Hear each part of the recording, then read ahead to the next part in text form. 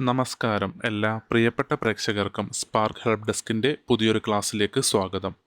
നമ്മൾ ഇന്നത്തെ ക്ലാസ്സിലൂടെ പഠിക്കുന്ന വിഷയം എന്ന് പറയുന്നത് മെഡിസെപ്പ് മെഡികാർഡ് എങ്ങനെ ഡൗൺലോഡ് ചെയ്യാം എന്നതിനെക്കുറിച്ചാണ്.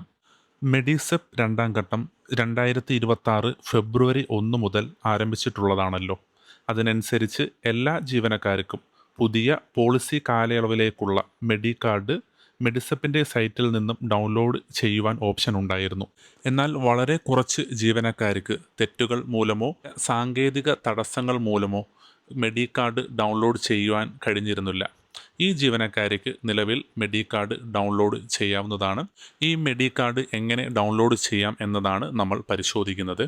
അതിനായിട്ട് നമ്മൾ ആദ്യം മെഡിസെപ്പിൻ്റെ വെബ്സൈറ്റിലോട്ട് പ്രവേശിക്കുകയാണ്. അതിനായിട്ട് നമ്മൾ ഗൂഗിളിൽ മെഡിസെപ്പ് എന്ന് ജസ്റ്റ് സെർച്ച് ചെയ്യുന്നു. അതിൽ വരുന്ന ആദ്യത്തെ ആ ഒരു സൈറ്റിലോട്ട് മെഡിസെപ്പ് ഗവൺമെൻറ് ഓഫ് കേരള എന്ന ആ ഒരു ലിങ്കിൽ ക്ലിക്ക് ചെയ്ത് നമ്മൾ മെഡിസെപ്പിൻ്റെ സൈറ്റിലോട്ട് പ്രവേശിക്കുകയാണ്. അതിൽ ആ ഒരു താഴ്ഭാഗത്ത് മെഡികാർഡ് എന്ന് പറയുന്ന ഒരു ഓപ്ഷനുണ്ട്. അതിൽ നമ്മൾ ക്ലിക്ക് ചെയ്യുക. അതിൽ നമ്മൾ മെഡികാർഡ് എന്നതിൽ ക്ലിക്ക് ചെയ്യുമ്പോഴേക്കും പുതിയൊരു വിൻഡോ ഓപ്പൺ ആയിട്ട് വരുന്നതാണ്. ഇതിൽ നമ്മൾ ബെനഫിഷ്യറിയാണ് സെലക്ട് ചെയ്യേണ്ടത്. നമ്മൾ ബെനഫിഷ്യറിയാണ്, അതുകൊണ്ട് ബെനഫിഷ്യറി നമ്മൾ അവിടുന്ന് സെലക്ട് ചെയ്യുകയാണ്. അതിൽ യൂസർ നെയിമായിട്ട് നമ്മൾ മെഡിസെപ്പ് ഐ ഡിയാണ് കൊടുക്കേണ്ടത്. മെഡിസെപ്പ് ഐ ഡി അറിയത്തില്ല എങ്കിൽ നമ്മളുടെ സാലറി സ്ലിപ്പ് പരിശോധിച്ചാൽ, നമ്മളുടെ സ്പാർക്കോൺ മൊബൈലിൽ സാലറി ഡീറ്റെയിൽസ് പരിശോധിച്ച് കഴിഞ്ഞാൽ അതിൽ ഡിഡക്ഷൻ എന്ന ഭാഗത്ത് മെഡിസെപ്പ് ഉണ്ടാകും. അതിൽ ഒരു ബ്രാക്കറ്റിലായിട്ട് നമ്മളുടെ മെഡിസെപ്പ് ഐ ഡി അവിടെ രേഖപ്പെടുത്തിയിട്ടുണ്ടാകും. അതിൽ നിന്നും നമ്മളുടെ മെഡിസെപ്പ് ഐ ഡി നമുക്ക് കണ്ടെത്താവുന്നതാണ്. അതല്ലെങ്കിൽ നമ്മൾ വർക്ക് ചെയ്യുന്ന ഓഫീസിൽ ചോദിച്ചു കഴിഞ്ഞാൽ അവർ മെഡിസെപ്പിൻ്റെ ഓഫീസ് ലോഗിനിൽ നിന്നും നമ്മളുടെ ഒരു ഐ ഡി പറഞ്ഞു തരാം. അതല്ല എങ്കിൽ നമുക്ക് മെഡിസെപ്പിൻ്റെ സൈറ്റിൽ നിന്നും നമുക്ക് കണ്ടെത്താൻ കഴിയുന്നതാണ്. അതിന് നമ്മൾ ഒരു മെഡിസെപ്പിൻ്റെ സൈറ്റിൽ ഹോം പേജിൽ വന്നിട്ട് ഏറ്റവും മുകളിലായിട്ട് സ്റ്റാറ്റസ് എന്ന് പറയുന്ന ഒരു ഓപ്ഷനുണ്ട്. അതിൽ നമ്മൾ ക്ലിക്ക് ചെയ്ത് കാറ്റഗറി എന്ന ഭാഗത്ത് നമ്മൾ എംപ്ലോയി ആണെങ്കിൽ എംപ്ലോയി, പെൻഷനർ ആണെങ്കിൽ പെൻഷർ, അതിൽ ഉചിതമായ ഒരു ഓപ്ഷൻ സെലക്ട് ചെയ്യുക. ഇവിടെ എംപ്ലോയി ആയതുകൊണ്ട് എംപ്ലോയി സെലക്ട് ചെയ്ത് അതിനുശേഷം employee I D pen PPO number എന്ന ഭാഗത്ത് എംപ്ലോയി ഐ ഡി, അതായത് നമ്മൾ പെന്നാണ് ഇവിടെ കൊടുക്കുന്നത്, അത് നമ്മൾ ആ ഒരു ജീവനക്കാരൻ്റെ പെൻ നമ്പർ നമ്മൾ അവിടെ എൻ്റർ ചെയ്തു. അതിനുശേഷം ഡേറ്റ് ഓഫ് ബർത്ത് എന്ന ഭാഗത്ത് ഈ ജീവനക്കാരൻ്റെ ഡേറ്റ് ഓഫ് ബർത്ത് എൻ്റർ ചെയ്ത് നമ്മൾ ഡിപ്പാർട്ട്മെൻറ്റ് സെലക്ട് ചെയ്യുക. ഡിപ്പാർട്ട്മെൻറ്റ് സെലക്ട് ചെയ്ത് തൊട്ട് താഴെയുള്ള ആ ഒരു ക്യാപ്ച കൂടി നമ്മളവിടെ എൻ്റർ ചെയ്ത് കൊടുക്കേണ്ടതായിട്ടുണ്ട്. ക്യാപ്ച എൻ്റർ ചെയ്ത് ജനറേറ്റ് OTP എന്നതിൽ ക്ലിക്ക് ചെയ്യുമ്പോഴേക്കും നമ്മൾ മെഡിസെപ്പിൽ നൽകിയിരിക്കുന്ന മൊബൈൽ നമ്പറിലോട്ട് ഒരു OTP ലഭിക്കുന്നതാണ്. ആ ഒരു OTP നമ്മളിവിടെ എൻ്റർ ചെയ്യുക. അതിനുശേഷം തൊട്ട് താഴെ സെർച്ച് എന്നും പ്രിൻ്റ് എന്നും ഒരു ഓപ്ഷൻസ് നമുക്ക് കാണാൻ കഴിയുന്നതാണ്. അതിൽ സെർച്ചിൽ നമ്മൾ ക്ലിക്ക് ചെയ്ത് കഴിഞ്ഞാൽ ഈ ജീവനക്കാരൻ്റെ മെഡിസെപ്പ് വിവരങ്ങൾ തൊട്ട് താഴെ ലിസ്റ്റ് ചെയ്യുന്നതാണ്. പ്രിൻ്റ് കൊടുത്തു കഴിഞ്ഞാൽ അതൊരു PDF ആയിട്ട് ഡൗൺലോഡ് ആകുന്നതുമാണ്. ഞാനിവിടെ പ്രിൻ്റാണ് കൊടുത്തത്. ആ ജീവനക്കാരൻ്റെ വിവരങ്ങളൊക്കെ ഇവിടെ ഒരു PDF ആയിട്ട് ഡൗൺലോഡായി വന്നിട്ടുണ്ട്. അതിൽ നിന്നും ഈ ജീവനക്കാരൻ്റെ മെഡിസെപ്പ് ഐ ഡി നമുക്ക് കണ്ടെത്താവുന്നതാണ്. ഇനി നമ്മളങ്ങനെ ഈ ജീവനക്കാരൻ്റെ മെഡിസെപ്പ് ഐ ഡി കണ്ടെത്തി അത് നമ്മളിവിടെ മെഡിസെപ്പ് ഐ ഡി എൻ്റർ ചെയ്ത് കൊടുക്കുകയായിരുന്നു. അതിനുശേഷം പാസ്വേഡായിട്ട് നമ്മളിവിടെ കൊടുക്കുന്നത് employee I D pen PPO number. അപ്പം ഇതൊരു ജീവനക്കാരനായതുകൊണ്ട് നമ്മൾ ആ ജീവനക്കാരൻ്റെ പെൻ നമ്പറാണ് അവിടെ എൻ്റർ ചെയ്യുന്നത്.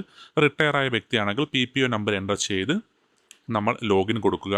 ലോഗിൻ കൊടുക്കുമ്പോഴേക്കും അതിനകത്തൊരു ഓപ്ഷൻ വന്നു. നമ്മളുടെ ഒരു പോളിസി നമ്പർ അവിടെ നിന്ന് നമുക്ക് കാണാൻ കഴിയുന്നതാണ്. അതിൻ്റെ ലെഫ്റ്റ് സൈഡിലുള്ള ആ ഒരു ഇതിൽ ടിക്ക് ചെയ്ത് നമ്മൾ കണ്ടിന്യൂ കൊടുക്കുക. അത് കണ്ടിന്യൂ കൊടുക്കുമ്പോഴത്തേക്കും ഒരു മെഡിസെപ്പിൻ്റെ ഒരു ഹോം പേജ് നമുക്ക് കാണാൻ കഴിയുന്നതാണ്. അതിൽ നമ്മളുടെ ഡീറ്റെയിൽസ് എല്ലാം അവിടെ ലിസ്റ്റ് ചെയ്യുന്നതാണ്. അതിൽ ആ ഒരു വലതുവശത്ത് നമുക്ക് വ്യൂ പോളിസി ഡീറ്റെയിൽസ് എന്ന ഓപ്ഷൻ കാണാം. അവിടെ നിന്നും നമുക്ക് നമ്മളുടെ ഒരു മെഡികാർഡ് ഡൗൺലോഡ് ചെയ്യാം. അതല്ലെങ്കിൽ മൈ പോളിസി എന്ന ഭാഗത്ത്, അതായത് ഏറ്റവും ടോപ്പിലുള്ള മൈ പോളിസി എന്ന ഭാഗത്ത് നിന്നും നമുക്ക് മെഡികാർഡ് ഡൗൺലോഡ് ചെയ്യാവുന്നതാണ്.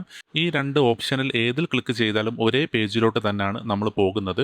അങ്ങനെ ആ ഒരു പേജിൽ നമ്മൾ എത്തിയിട്ടുണ്ട്. അതിൽ നമ്മളുടെ ബേസിക് വിവരങ്ങളൊക്കെ കാണാൻ പറ്റുന്നതാണ്.